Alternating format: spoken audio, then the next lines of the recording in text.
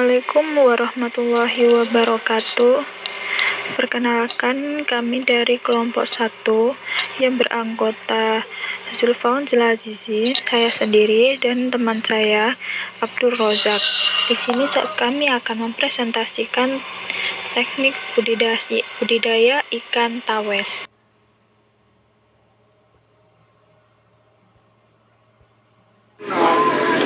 Pendahuluan. Ikan tawes merupakan ikan budidaya air tawar asli Indonesia.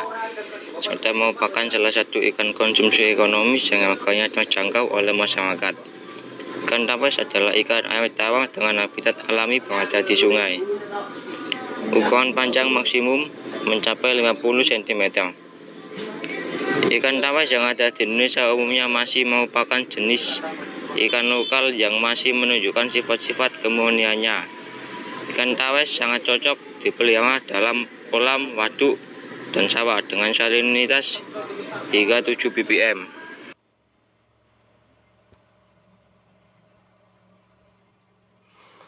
Morfologi ikan tawes. Secara umum ikan tawes memiliki ciri tubuh berikut: memiliki bentuk badan pipih dan sedikit memanjang, punggung sedikit meninggi, memiliki mulut kecil dan terdapat tonjolan-tonjolan kecil pada bagian moncongnya, memiliki warna sisik keperakan dan sedikit gelap di bagian punggungnya, memiliki sirip ekor agak bercagak atau bercabang.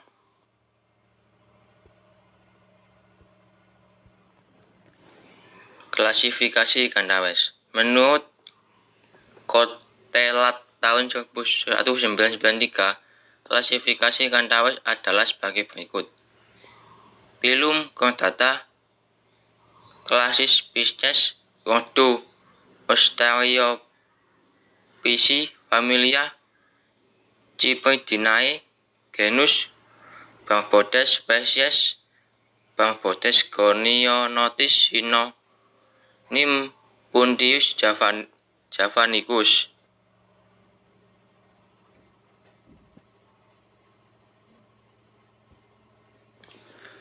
Pemilihan indukan ikan tawes. Indukan ikan tawes sudah dapat dipijakan mulai umur 6 bulan sampai 1 tahun. Ikan tawes jantan dan betina harus dipelihara di kolam yang terpisah. Persyaratannya, induk yang baik adalah tidak terlalu tua, berwarna cerah, gesit, sehat, dan sisik teratur. Jika sudah matang konat, betina akan memiliki perut yang gendut, lembek, lubang genital berwarna kemerahan atau terdapat bintik merah di bagian belakang. Sedangkan jantan yang sudah matang konat akan mengeluarkan cairan berwarna putih, dan ikan jantan memiliki pipi yang kasar sedangkan betina memiliki pipi yang halus.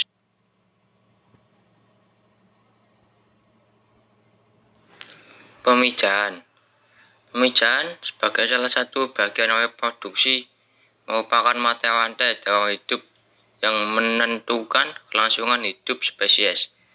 Untuk mempercepat pemijahan dapat pula diberikan rangsangan buatan berupa manipulasi lingkungan, suntikan hormon atau imbas. Adanya rangsangan akan menyebabkan ikan tawes memijah secara alami. Larva hasil pemijahan alami memiliki daya tahan lebih baik daripada daya tahan larva hasil pemijahan secara pengurutan. Pemijahan ikan tawes dengan sistem imbas, yang mana dianggap lebih murah dan gampang diaplikasikan daripada teknik atau sistem hipofisasi. Secara teknis, ikan mas yang memijah akan merangsang ikan tawes baik yang di luar hapa ataupun di dalam hapa untuk mengikuti pemijahan ikan mas. Selang waktu pemijahan ikan tawes mengikuti pemijahan ikan mas, yaitu antara 10 menit sampai 1 jam. Lestari 1998. Nah, ini adalah contoh sistem imbas. Jadi sistem imbas itu seperti sistem pancingan untuk ikan tawes melakukan pemijahan. Nah, ini biasanya itu ikan mas atau ikan tawes yang akan dipijahkan. Contohnya ini nanti ikan tawesnya bisa ditaruh di dalam hapa, lalu ikan masnya di luar hapa, atau bisa juga sebaliknya, ikan masnya di dalam hapa dan ikan tawesnya di luar hapa, begitu.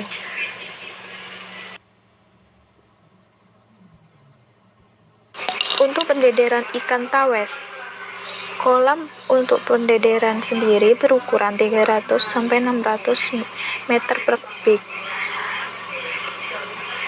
Persiapannya sebelum digunakan, kolam pendederan dipupuk terlebih dahulu. Lalu setelah dipupuk, diisi air 40 cm pada pintu masuk air dan 75 cm pada pintu keluar air. Selanjutnya, benih ikan yang telah berukuran 2 cm atau telah berumur sekitar berumur 3-4 minggu ditebar di kolam pendederan dengan kepadatan sekitar 10-15 ekor per meter kubik.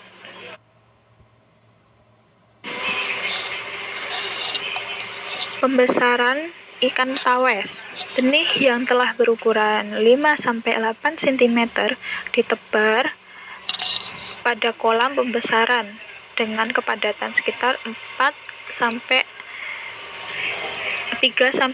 ekor per meter kubik. Air dalam kolam pembesaran diisi dengan ketinggian sekitar 40-60 cm dengan aliran air stabil dan debitnya tidak terlalu besar. Pembesaran ikan tawes sendiri membutuhkan waktu sekitar 4-6 bulan.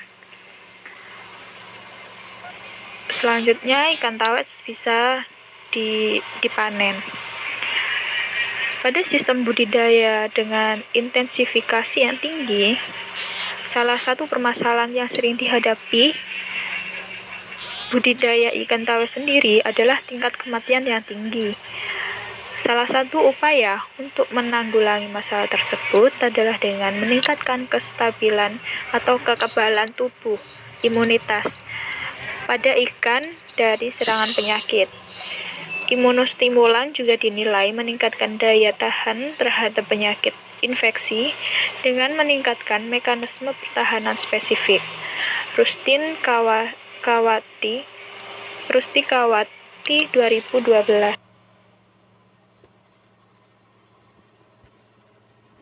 Di sini ada vitamin C dan probiotik.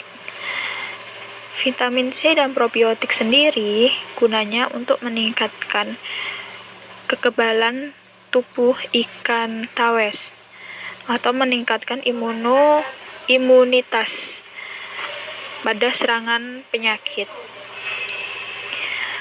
Nah, vitamin C sendiri ini mampu mencukupi kebutuhan ikan, terutama ikan tawes, sehingga dapat meningkatkan imunostimulan, performa darah, kelulusan hidup, dan pertumbuhan ikan. Memiliki kandungan antioksidan sempurna dan mencegah stres pada ikan. Untuk probiotik, perannya sendiri adalah mampu mengoptimalkan kerja enzim yang terdapat pada saluran pencernaan dan bekerja secara optimal dalam proses penyerapan pakan.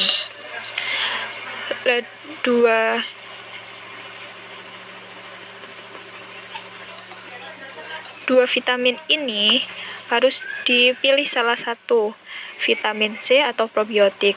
Nah, vitamin C dan probiotik sendiri ini pengaplikasian untuk ikan tawes sendiri dicampur pada pakan buatan dengan kandungan dosis yang berbeda.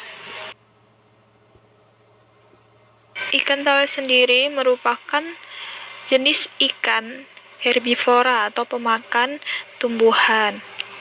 Pakan alami ikan tawes sendiri itu seperti rumput-rumputan, ceratophysi, najadisi, karasi, kurukupisi.